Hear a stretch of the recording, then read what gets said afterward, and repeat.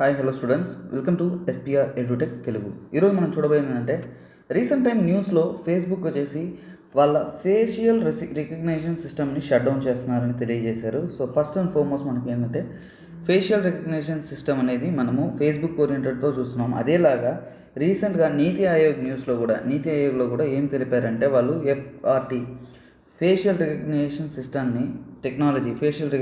టెక్నాలజీని వచ్చేసి మన ఇండియాలో చాలా చోట్ల అమలు చేయాలి, అలాగే దాని యొక్క పాసిబిలిటీస్ని మనం స్టడీ చేయాలని ఒక ప్రైవేట్ ఎన్పిఓ ఆర్గనైజేషన్స్కి పర్మిట్ ఇచ్చారు. సో ఇలాంటివి న్యూస్లో వస్తుండడం వల్ల మనం ఫస్ట్ ఏంటంటే ఈ ఫేస్బుక్ ఓరియంటెడ్ అప్రోచ్, ఈ ఫేషియల్ ఎఫ్ఆర్ఎస్ గురించి చదువుతాం. తర్వాత మన ఇండియా ఓరియంటెడ్గా ఎఫ్ఆర్టీ గురించి మనం నీట్గా క్లియర్గా తెలుసుకుంటాం. Okay, this is SPR edutech. Kindly like, share and subscribe చేసుకోండి. అలాగే లైవ్ క్లాస్ కూడా ఉన్నాయి, మీరు డిస్క్రిప్షన్లో డీటెయిల్స్ చూసుకోవచ్చు. ఇది మీ ఎస్పీఆర్.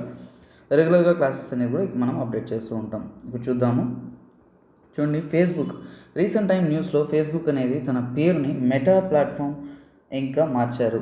ఫర్ ఎగ్జాంపుల్, ఒక ఇంపార్టెంట్ థింగ్ గుర్తుపెట్టుకోండి, ఫేస్బుక్, వాట్సాప్ అవన్నీ కూడా ఇప్పుడు ఫేస్బుక్ ఓన్ అయి ఉన్నాయి. ఆ కంపెనీస్ అన్నీ కూడా ఏం చేస్తుందంటే వాటి ఒరిజినల్ పేరుతోనే కంటిన్యూ అవుతుంది, కాకపోతే పేరెంటల్ కంపెనీ అంటారు. పేరెంటల్ కంపెనీ అంటే ఫర్ ఎగ్జాంపుల్ అంటే హెడ్. ఇంతకుముందు ఎలా గూగుల్ ఆల్ఫాబెట్ అనేది రిలీజ్ చేసిందో అన్నీ ఒక కంట్రోల్లో ఉంటుంది, ఒక హెడ్ ఆఫీస్ కంట్రోల్లో ఉంటుందో అలాగా వాళ్ళు మెటా ప్లాట్ఫామ్స్గా నేమ్ మార్చారు. తర్వాత చాలా మార్పులను వాళ్ళు తీసుకుంటూ వస్తున్నారు.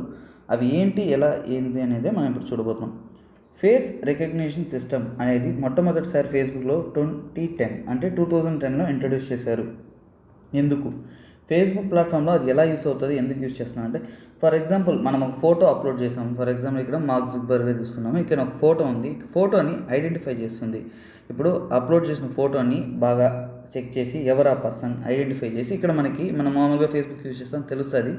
పక్కన ఇక్కడ నేమ్ డిస్ప్లే అవుతుంది, అంటే అది రికగ్నైజ్ చేసి మనకి ట్యాగ్ సజెస్ట్ చేస్తుంది. సో ఈజీగా ఆ ఫోటోలో ఉన్న వాళ్ళు ఎవరెవరిని గుర్తించి వాళ్ళని మనము ట్యాగ్ చేసుకునేలాగా. అలాగే ఇప్పుడు మన ఫ్రెండ్ ఎవరైనా కానీ మన ఫోటో అప్లోడ్ చేశారు, లేదంటే గ్రూప్ ఫోటో ఒకటి అప్లోడ్ చేశారు, అందులో మన ఫోటో వస్తుంది.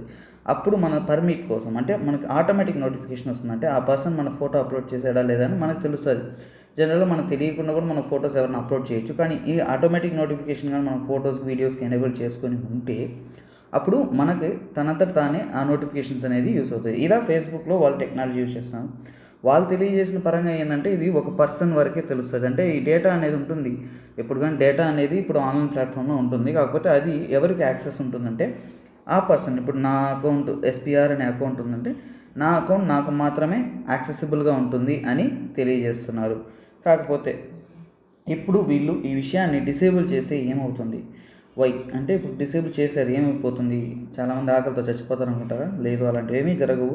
Nothing more. ఇప్పుడు మోస్ట్లీ ఫేస్బుక్ యూస్ చేసే వాళ్ళలో 1/3 అంటే ముగ్గురులో ఒకరు ఏం చేస్తున్నారంటే ఈ ఫేస్ రికగ్నిషన్ సిస్టమ్ని ఎనేబుల్ చేసి యూస్ చేస్తూ ఉన్నారు. సుమారుగా 100 కోట్ల మందికి పైగా జనాలు వీటిని వాడుతున్నారు. కాకపోతే మనకి ఏంటంటే వాళ్ళ డేటా మొత్తం ఇప్పుడు ఏంటంటే మొత్తం డేటా పోదు, ఈ ఫేస్ రికగ్నిషన్ స్టోర్ డేటా, అంటే ఎగ్మెంట్ నుంచి నువ్వు ఫోటో అప్లోడ్ చేస్తే పక్కన రికగ్నైజ్ చేసి వాళ్ళ పేరు వస్తుంది చూసారా, అవి రావు. అంతే, అంతకుమించి ఏమీ జరగపోయేది లేదు.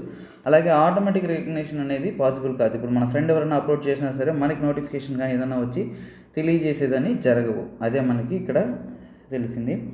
నెక్స్ట్ మనం చూద్దాము. ఇప్పుడు ఫేస్బుక్ ఈ డెసిషన్ ఎందుకు తీసుకుంది అంటే, ఇప్పుడు నేను మొత్తం ఫేస్ రికగ్నిషన్ డేటానే షట్ చేస్తున్నాం. ఎందుకంటే యూఎస్లో ఫెడరల్ ఇన్వెస్టిగేషన్ ఏజెన్సీస్ లా సూట్స్ అనేది కొన్ని కేసు వేసాయి. ఎందుకంటే యూఎస్లో ఈ ఫేస్బుక్ ఈ డేటాని యూజ్ చేసుకునేసి ఏంటంటే వీళ్ళు ఏమంటున్నారంటే కొందరిని అరెస్ట్ చేయడానికి, క్రిమినల్స్ని పట్టుకోవడం వాళ్ళకి వాడుతునేవారు. కాకపోతే మిస్ ఐడెంటిఫికేషన్ చాలా వరకు జరిగిపోయిందంటే ఒకే పోలికతో కొందరు ఉంటారు కదా, అలాంటివన్నీ కూడా ఇవి జరిగిపోతున్నాయి. అలాగే వీళ్ళు వచ్చేసి డేటా లా ఎన్ఫోర్స్మెంట్ ఏం చెప్తుందంటే వీళ్ళు లీకేజ్ ఆఫ్ డేటా ఎక్కువగా ఉంది.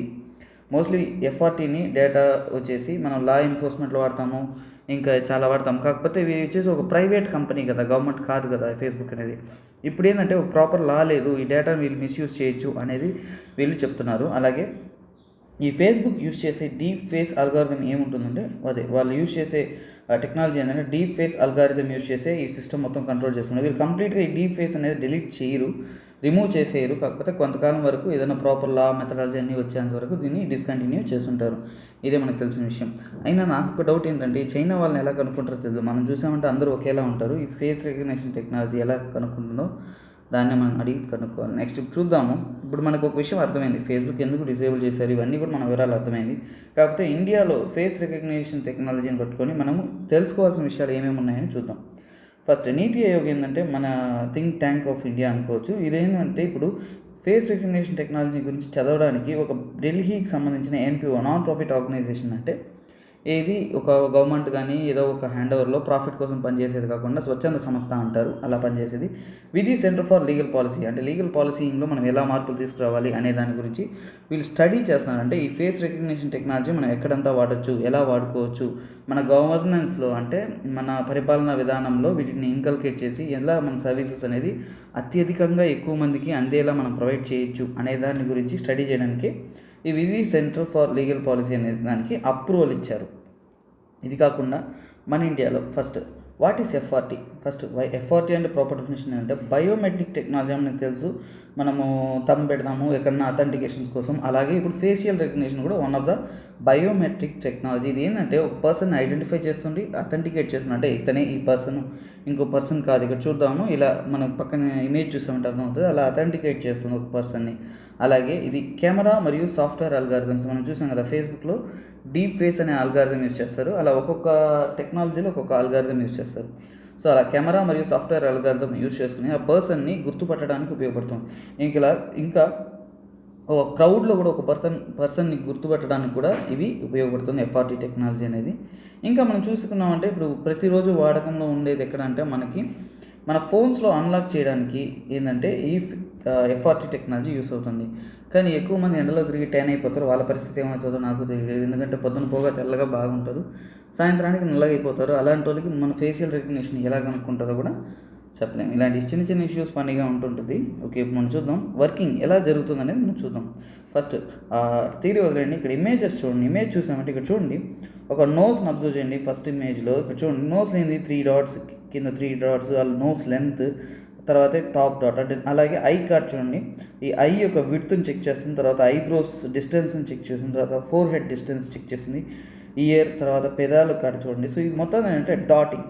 అంటే ఏంటంటే ఒక్కొక్క బాడీ ఫేస్ యొక్క షేప్స్లో ఎక్కడెక్కడ మెయిన్ డాట్స్ ఉన్నాయంటే వాటిని అన్ని కోఆర్డినేట్ చేసుకుంటుంది. తర్వాత వీటన్నిటిని కూడా చాలామంది ఉన్నారు చూడండి, ఇక్కడ సెకండ్ ఇమేజ్లో మల్టిపుల్ మెంబర్స్ ఉన్నారు, వాళ్ళ మీద అప్లై చేసి అనలైజ్ చేసి గుర్తిస్తుంది. సో ఇక్కడ చూడండి ఏమంటే ఫస్ట్ టేక్స్ ఫోటో, అంటే ఫస్ట్ ఏంది ఈ టెక్నాలజీలో ఏంటంటే ఫోటో తీస్తుంది. ఆ ఫోటో తీసిన తర్వాత దాన్ని యూనిక్ డాట్స్ అంటారు, యూనిక్ స్పాట్స్ అంటారు, ఫేస్లో ముఖ్యమైన స్పాట్స్ అంటారు. వాటిని పొజిషన్స్ని, వాటి యొక్క పొజిషన్, షేప్, సైజ్, కలర్, వాటన్నిటిని 2 కళ్ళ మధ్య దూరాన్ని కూడా గుర్తించి వాటిని క్యాలిక్యులేట్ చేసి ఒక ఫేస్ని రికగ్నైజ్ చేస్తుంది ఈ టెక్నాలజీ. అలాగే కంపారిజన్ ఆఫ్ ఇమేజెస్, అంటే ఇప్పుడు వాళ్ళ డేటాబేస్ అంటారు.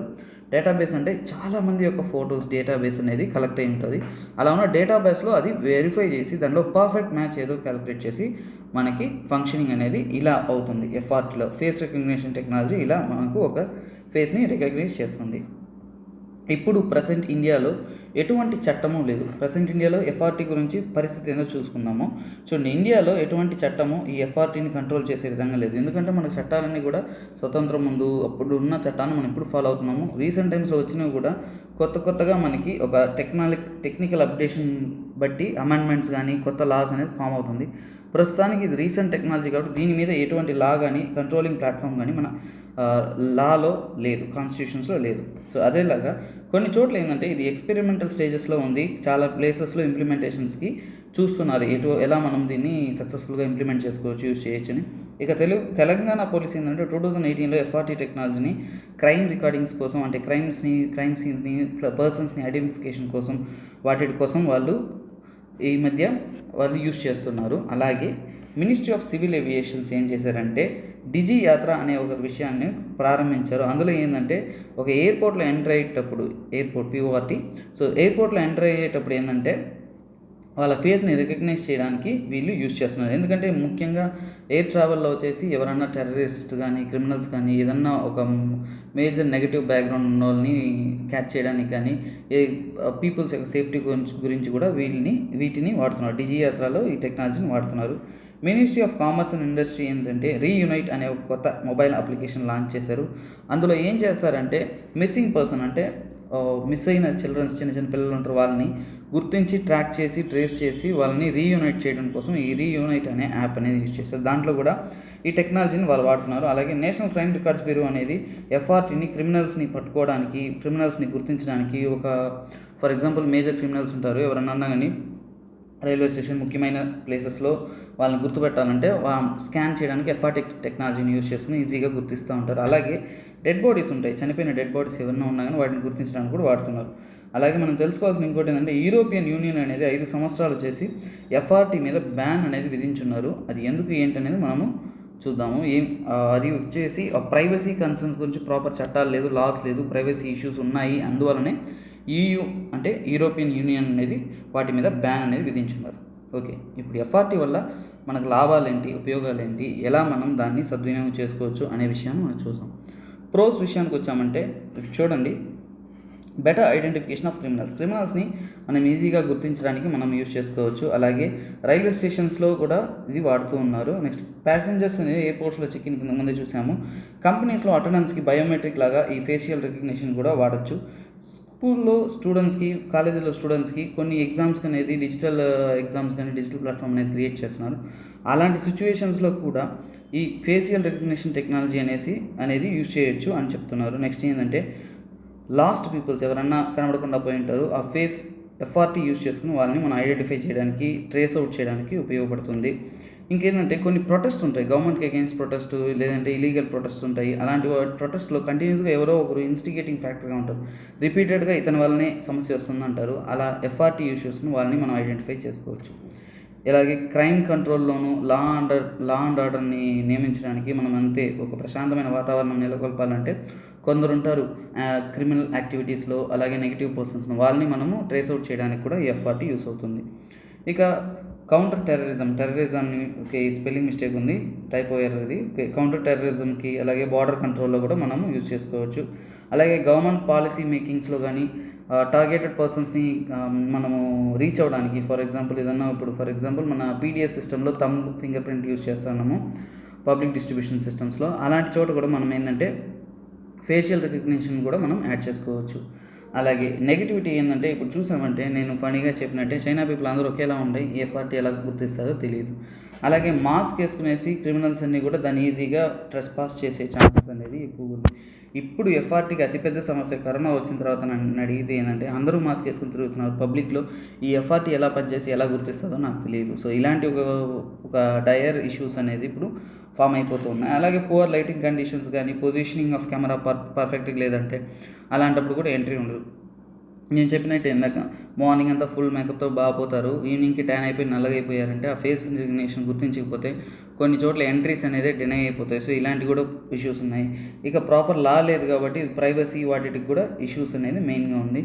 మిస్టేక్ ఐడెంటిటీ కవలలు ఉంటారు, ఒకేలా సిమిలర్ పీపుల్స్ ఉంటారు. అలాంటప్పుడు ఏంటంటే మిస్ అరెస్ట్ అయ్యేదానికి ఛాన్సెస్ ఉంటాయి. క్రైమ్స్లో కానీ ఏదైనా కానీ మిస్ అసంప్షన్స్ అనేది జరిగేదానికి చాలా ఛాన్సెస్ ఉన్నాయి. సో ఇలా మిస్టేక్ ఐడెంటిటీ కూడా అయ్యే ఛాన్సెస్ ఉన్నాయని చెప్తున్నాను. సో నెగిటివ్ పాయింట్స్ అంటే ఇలాంటివి మనం తీసుకోవచ్చు. ఓకే ఫ్రెండ్స్, ఇప్పుడు మనకి ఎఫ్ఆర్టీ అంటే బాగా అర్థమై ఉంటుంది. Thanks for watching SPR EduTech. This is me SPR signing off. Kindly like, share and subscribe. ఖచ్చితంగా సబ్స్క్రైబ్ చేసుకోండి, అలాగే మీ ఫ్రెండ్స్కి షేర్ చేయండి. సో రెగ్యులర్గా మనం షేర్ చేస్తూ ఈ ఛానల్ మనం బిల్డ్ చేసుకుంటేనే ఇంకా అప్డేట్స్ అన్నీ తీసుకుంటూ ఈ ఛానల్ని మనం సక్సెస్ఫుల్గా రన్ చేయగలం. Without your support nothing can be possible. So మీ సపోర్ట్ ఖచ్చితంగా కావాలి. Thank you. This is me SPR. Bye, take care.